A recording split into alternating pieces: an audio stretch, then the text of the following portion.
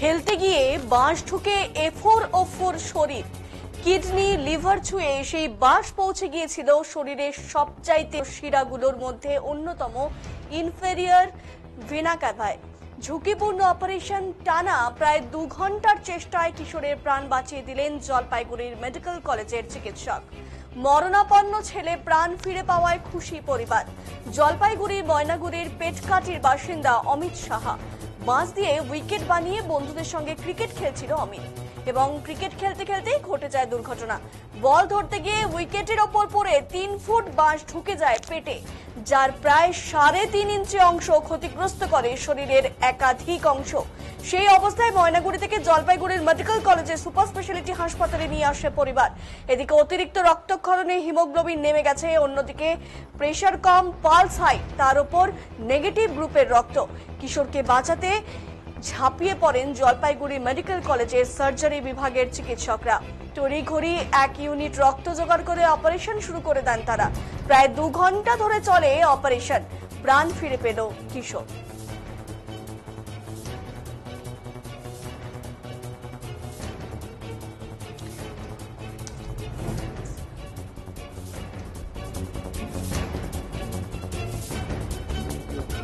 আজকে অ্যাকচুয়ালি সন্ধ্যেবেলায় 6:50 নাগাদ আমাদের পেটকাটি ময়নাগুড়ি যে এলাকা আছে ওখান থেকে একটা বাচ্চা আসে, 14 বছরের বাচ্চা।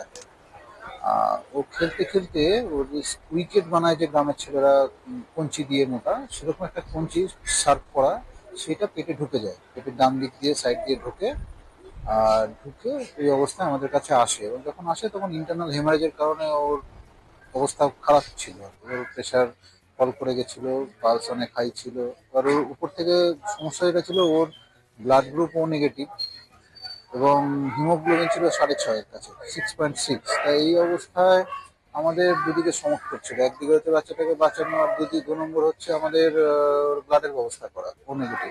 আমাদের এখানে আমাদের এমএসবিপি স্যার ডক্টর কল্যাণ খান, উনি খুব চেষ্টা করে খুব তাড়াতাড়ি ব্লাডের একটা ইউনিটের ব্যবস্থা আমরা আপাতত করতে পারি, এবং আমরা ওইটা নিয়ে রিস্ক নিয়ে আমরা অপারেশনে নেমে যাই।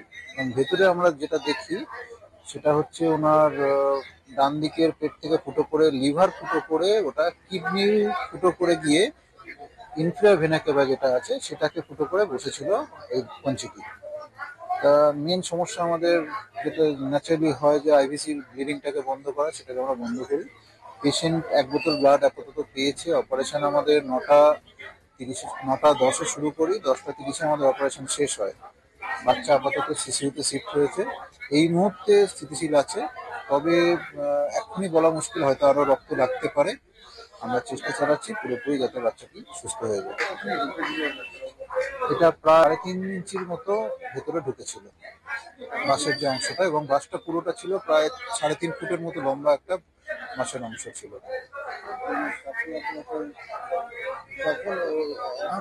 আমাদের কাছে তো সকলই, এবারে আমরা আমাদের সবচেয়ে ভালো যেটা করা সেটাই আমরা করেছি। আমাদের রক্তর অ্যারেঞ্জমেন্ট হয়েছে, আমরা যা যা চেয়েছি সবই আমাদের, কোনো কিছুই পেশেন্টের উপর চাপ দিতে হয়নি, দরকার হয়নি। আমাদের হসপিটালের থেকেই আমরা সবকিছু দিতে পেরেছি, এবং অপারেশন আপনাদের ইয়েতে সাকসেসফুল। এরপরে উপরওয়ালার একটা হাত তো থাকবেই, সেটা তো আমাদের কিছু করার থাকে না।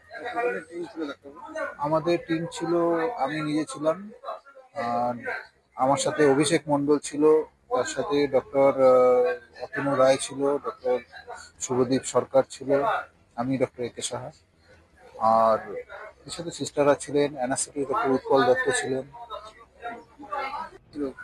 আজকে অ্যাকচুয়ালি সন্ধ্যেবেলায় 6:50 নাগাদ আমাদের পেটকাটি ময়নাগুড়ি সঞ্জয় সাহা। কি বলবেন, মানে এই যে একটা আপনার মানে ঘটনা ঘটেছে, হাসপাতাল কর্তৃপক্ষ এত সুন্দরভাবে করলো, কি বলবেন? না ঠিক আছে, ধন্যবাদ, অনেক ধন্যবাদ। ডাক্তারবাবুরা অনেক ভালো, অনেক সুবিধা দিয়েছে। ঠিক আছে, এই ছোট বাচ্চাদের সাথে ক্যাচাল ঝামেলা হতে গিয়ে একটু ওই রাগারাগি, মানে বাচ্চা মানুষ খেলতে গিয়ে একটু লাগিয়ে গেছে পেটের মধ্যে, বাস থাকে না, বাস ঢুকে গেছে। এখন ঠিক আছে, আইসিইউতে আছে, ব্লাড দিয়েছি, আর 1 বোতল দিতে হবে বললো ডাক্তারবাবু। মানে পরিষেবা হ্যাঁ ঠিক আছে ঠিক আছে। কে হয় তোমার ভাই? কোন পড়াশোনা করে? হ্যাঁ, কোন স্কুলে পড়ে? আমাদের পেটকাটিতেই 7-এ পড়ে। আর তুমি কি করো ওরা? আমি কাজ করি। বাড়িতে কজন রয়েছে? মা আছে, বাবা আছে, আমি আছি, ভাই আছে, বোনু ছিল, বোনুর বিয়ে হয়ে গেছে। সঞ্জয় সাহা।